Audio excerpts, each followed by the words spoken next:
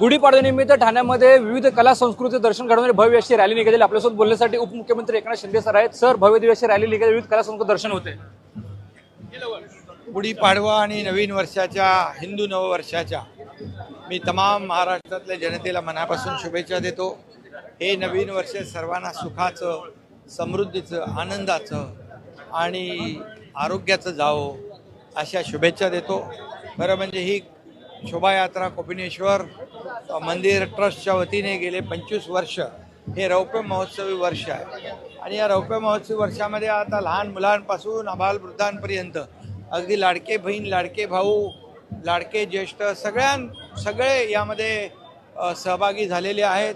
आपली परंपरा, सण, उत्सव पुढं नेणारं हे ठाणे शहर आहे, एक सांस्कृतिक शहर आहे आणि म्हणून हे विकासाची गुढी आहे। आज अयोध्येमध्ये प्रभू रामचंद्रांनी रावणावर मिळालेल्या विजयानंतर अयोध्येत येऊन गुढी उभारली आणि अशीच गुढी आनंदाची आणि समृद्धीची, विकासाची गुढी या महाराष्ट्रात उभी राहती आहे। खरं म्हणजे आजचा दिवस हा विकासाची गुढी उभारण्याचा आहे, नवीन संकल्प करण्याचा आहे, या राज्याच्या समृद्धीचा आहे आणि म्हणून या ठिकाणी जे 2.5 वर्ष आमचं महायुतीचं सरकार लोकाभिमुख, कल्याणकारी, विकासाभिमुख निर्णय घेतले आणि ही नव्या महायुती सरकारची पहिली इनिंग आहे, ही देखील जोरात सुरू झाली।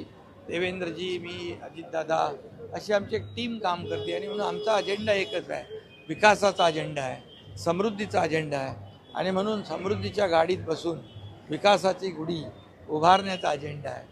त्यामुळे मी सर्वांना खूप खूप शुभेच्छा देतो आणि या शोभायात्रेमध्ये सहभागी झालेले जे चित्ररथ आहेत त्यामध्ये समाजाला संदेश देणारे चित्ररथ आहेत, समाज प्रबोधन करणारे चित्ररथ आहेत। मग पाणी असेल, पर्यावरण असेल, आरोग्य असेल, या सगळ्या बाबी यामध्ये घेतलेल्या आहेत। त्यामुळे खऱ्या अर्थाने ही शोभायात्रा एक आगळी वेगळी, आनंद देणारी, ठाणेकर आवर्जून वाट पाहणारी ही शोभायात्रा आहे।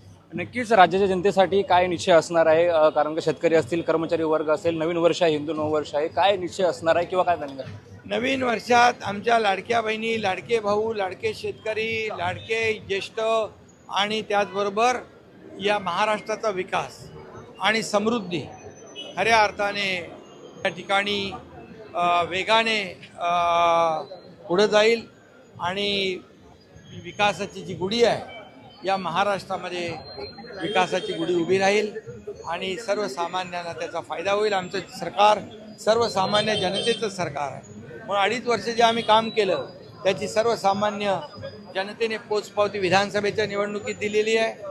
आता आमची जबाबदारी आणखी वाढली आहे, अतिशय वेगाने आम्ही यापुढे काम करू आणि या महाराष्ट्राला पुढे नेऊ। महाराष्ट्र आता थांबणार नाही, महाराष्ट्र आता वेगाने पुढे जाणार। शेतकऱ्याच्या कर्जमाफी होणार असलेल्या वातावरणात पाहायला मिळते। काय गुढीपाडव्याचा दिवस आहे, काय शेतकऱ्यांना आश्वासित कराल किंवा काय तुमचं हे असणार? कारण का शेतकऱ्याच्या कर्जमाफी अजितदादा पवारांचं वक्तव्य समोर येते, काय सांगाल? जे आम्ही जाहीरनाम्यामध्ये जे आश्वासनं दिली, वचनं दिलेली आहेत, जाहीरनामा 5 वर्षाचा असतो आणि यामध्ये कुठंही जे आम्ही बोललो ते बोललो आणि जशी राज्याची आर्थिक परिस्थिती, राज्याची आर्थिक घडी आणि हे राज्य पुरोगामी राज्य आहे, हे विकासाचं राज्य आहे आणि त्यामुळे इथं एवढ्या मोठ्या प्रमाणात इन्फ्रास्ट्रक्चरचे प्रकल्प तयार आहेत की उभे राहत आहेत। त्यामुळे राज्याची आर्थिक परिस्थिती जी आहे हे राज्य महाराष्ट्रात नंबर 1 आहे, GDP मध्ये नंबर 1 आहे, या स्टार्टअपमध्ये नंबर 1 आहे, परदेशी गुंतवणुकीत नंबर 1 आहे, त्याचबरोबर अर्थव्यवस्थेत नंबर 1 आहे। त्यामुळे या राज्यामध्ये आर्थिक ताकद वाढेल आणि तसं आम्ही टप्प्याटप्प्याने या सगळ्या आश्वासनांची पूर्ती करू।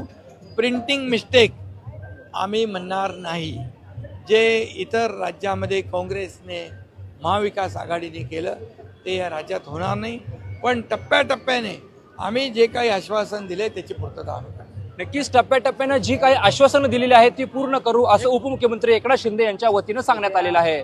कॅमेरामॅन आकाश जाधव, रणजित इंगळे, लोकमत, मुंबई।